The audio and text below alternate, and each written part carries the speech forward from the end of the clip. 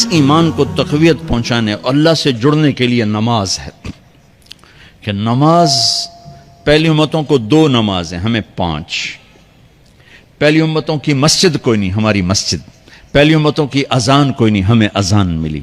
اور اذان اتنا بڑا عمل بنا دیا میرے نبی نے کہ آپ نے فرمایا کہ اذان دینے والا قیامت کے دن سب سے اونچے مقام پر کھڑا ہوگا۔ حضرت علی فرمایا کرتے تھے کاش میں اللہ کے نبی سے حسن حسین کے لیے مسجد نبوی کی اذان مانگ لیتا، یہ حضرت علی فرمایا کرتے تھے۔ اور جنگ قادسیہ میں مؤذن زخمی ہو گیا تو اذان دینے کے شوق میں سردار آپس میں الجھ گئے، کہتا میں دوں گا، کہتا میں دوں گا، پھر قرہ اندازی ہوئی جس کا نام نکلا اس نے اذان دی۔ حضرت عمر فرمایا کرتے تھے اگر میں امیر المومنین نہ ہوتا، اگر میں خلیفہ وقت نہ ہوتا تو میں مسجد نبوی کا مؤذن بننا پسند کرتا۔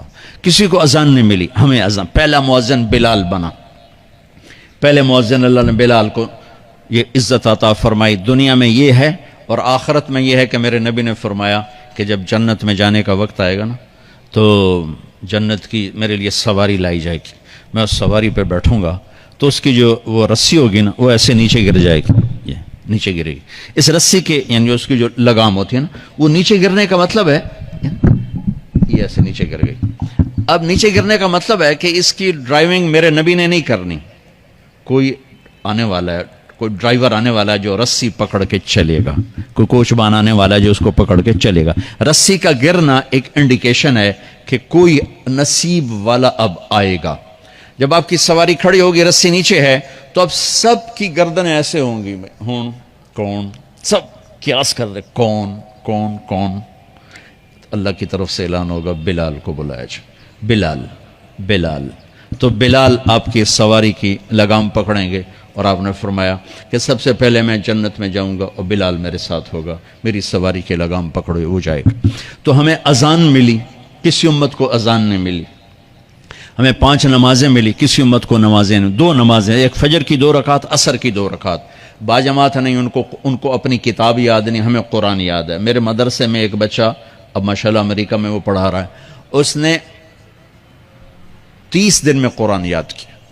صبح یاد کرتا تھا، شام کو تراویح میں سناتا تھا۔ میرے مدرسے کا بچہ ہے، صبح بیٹھ کے مغرب تک پورا ہے سپارہ یاد کر کے اور عشاء کو تراویح میں سنا دیتا تھا۔ اللہ نے میں ایسا قرآن دے دیا کہ 1 مہینے میں بھی یاد ہو جاتا ہے۔ 3 دن میں بھی ایک بزرگ نے یاد کیا، 3 دن میں قرآن یاد کیا۔ اللہ نے ہمیں قرآن کی دولت عطا فرمائی، پڑھنے کے لیے 5 نمازیں عطا فرمائی، تہجد کی نماز عطا فرمائی، اوابین کی نماز دی، اشراق کی نماز دی، چاشت کی نماز دی۔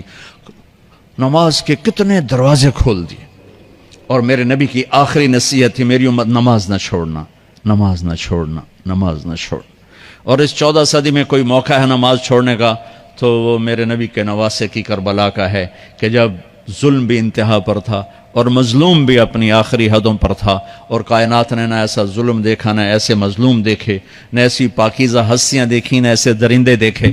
تو سورج ڈھلا، نماز کا وقت ہوا ہے، تو آپ نے سبحان اللہ، آپ نے زہیر سے فرمایا کہ شمر سے کہو نماز پڑھنے دے۔ نماز پڑھنی ہے، امت کو پیغام دینا ہے کہ یہ کسی حال میں چھوڑنے کا کام نہیں ہے۔ تو انہوں نے آگے بڑھ کے شمر سے کہا نماز پڑھنے دو، انہوں نے کہا نہیں نماز نہیں پڑھنے دیں گے، ہماری تلوار چلے گی۔ انہوں نے واپس آ کر کہا جی وہ کہہ رہے ہیں ہم جنگ نہیں روکیں گے، تلوار چلے گی۔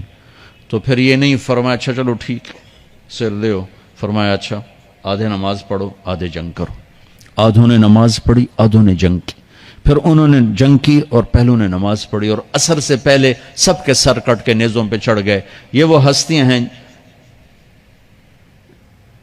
جن کو میرے نبی نے کہا میری آنکھوں کی ٹھنڈک حسن حسین، میرے جگر کے ٹکڑے، میرے جنت کے پھول، پتہ نہیں کیا کیا تشبیہات دی ہیں میرے نبی نے۔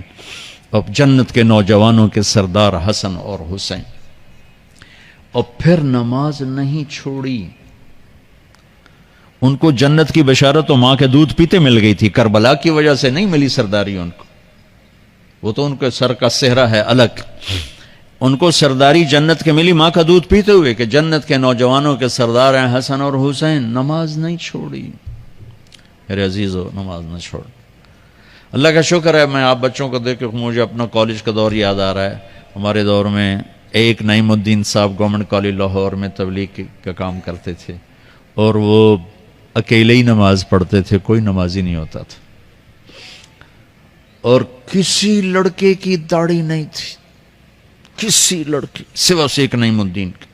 اب ہر کالج میں جائے داڑھیوں والے بچے نظر آتے ہیں، ٹوپیوں والے بچے نظر آتے ہیں، کوئی لڑکی کے سر پہ دوپٹہ نہیں ہوتا تھا، کوئی ایجوکیشن تھی۔